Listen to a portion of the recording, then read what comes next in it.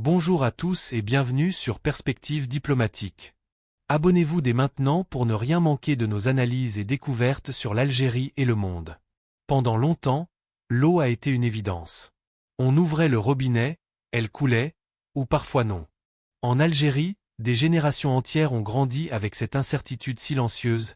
Est-ce qu'il y aura de l'eau aujourd'hui?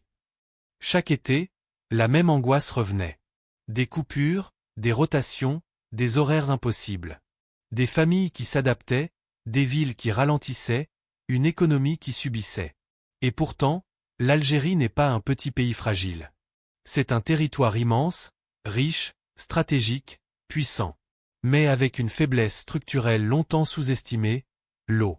Aujourd'hui, quelque chose est en train de changer. Pas une réforme symbolique. Pas une promesse politique de plus. Mais un basculement historique. L'Algérie a décidé de ne plus attendre la pluie. De ne plus dépendre des barrages qui s'assèchent. De ne plus épuiser ses nappes souterraines. Elle a décidé de fabriquer son eau. Des usines géantes sortent de terre le long de la Méditerranée. Des pipelines traversent des régions entières. Un nouveau réseau est en train de redessiner le pays. Ce projet n'est pas seulement technique. Il touche au quotidien des familles. À l'avenir des villes. À la souveraineté alimentaire. À la stabilité nationale. Dans cette vidéo, on va comprendre pourquoi l'Algérie n'avait plus le choix, comment le dessalement est devenu une arme stratégique, et surtout en quoi ce méga-projet peut transformer durablement le destin du pays. Pendant des décennies, l'Algérie a vécu avec un équilibre fragile.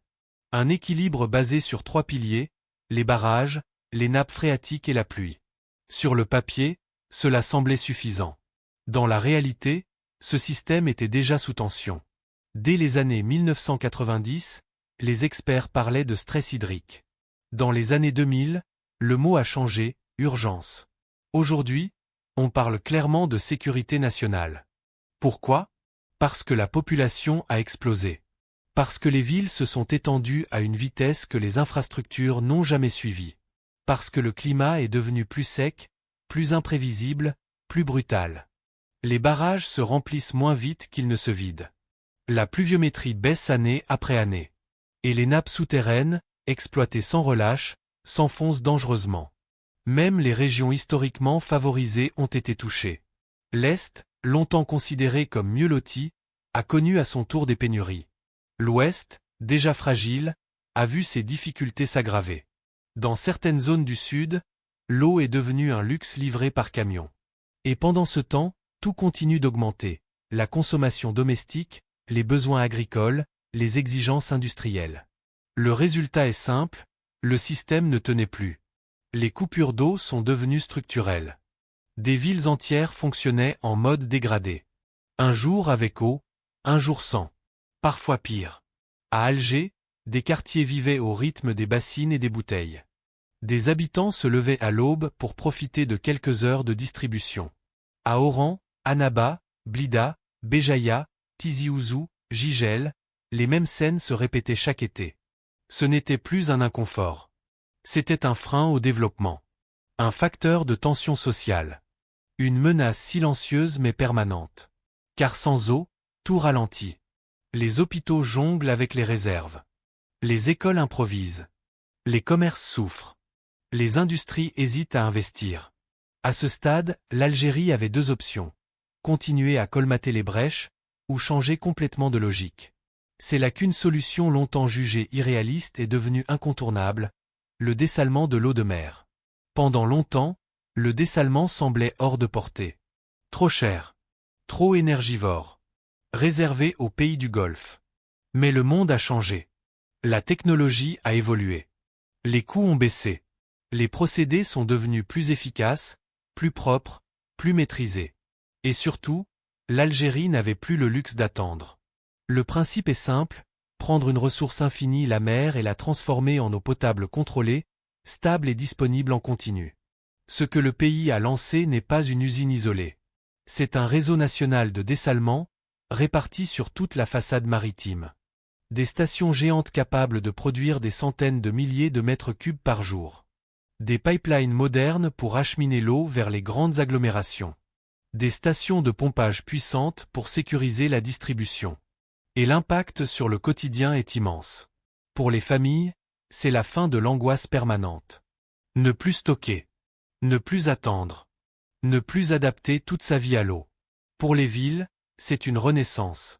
Les réseaux deviennent stables. Les coupures disparaissent progressivement. Les services publics fonctionnent normalement. Les hôpitaux gagnent en sécurité. Les écoles retrouvent une continuité. Les commerces et les hôtels peuvent enfin planifier. Mais le changement le plus profond touche l'agriculture. Pendant des années, les barrages ont servi à alimenter en priorité les villes. Les champs passaient après. Les irrigations étaient limitées. Les surfaces cultivées plafonnaient. Avec le dessalement, le schéma s'inverse. L'eau potable des villes vient de la mer. L'eau douce est libérée pour les terres agricoles. Résultat, moins de pression sur les nappes, plus de stabilité pour les récoltes, plus de capacité à produire localement. Ce projet devient alors un levier de souveraineté alimentaire. Moins d'importations. Plus de production nationale. Des prix plus stables. Et au-delà de l'eau, le dessalement oblige à moderniser tout le pays.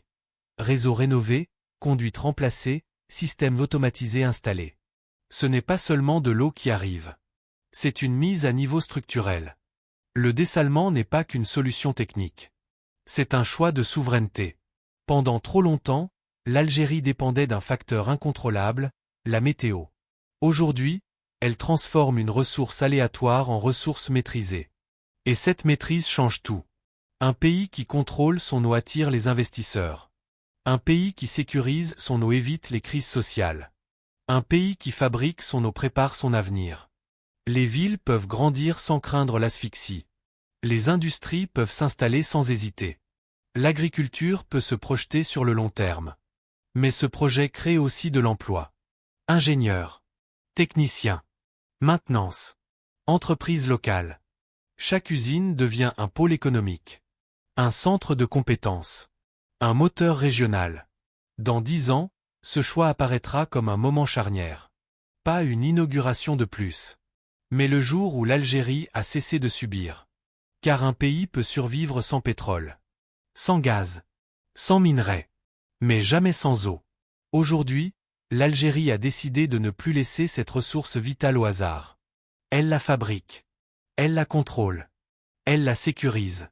C'est plus qu'un projet. C'est un tournant historique. Merci d'avoir regardé cette vidéo jusqu'au bout. Pour continuer l'aventure et suivre les incroyables transformations de l'Algérie, abonnez-vous à la chaîne et activez la cloche. On se retrouve très bientôt.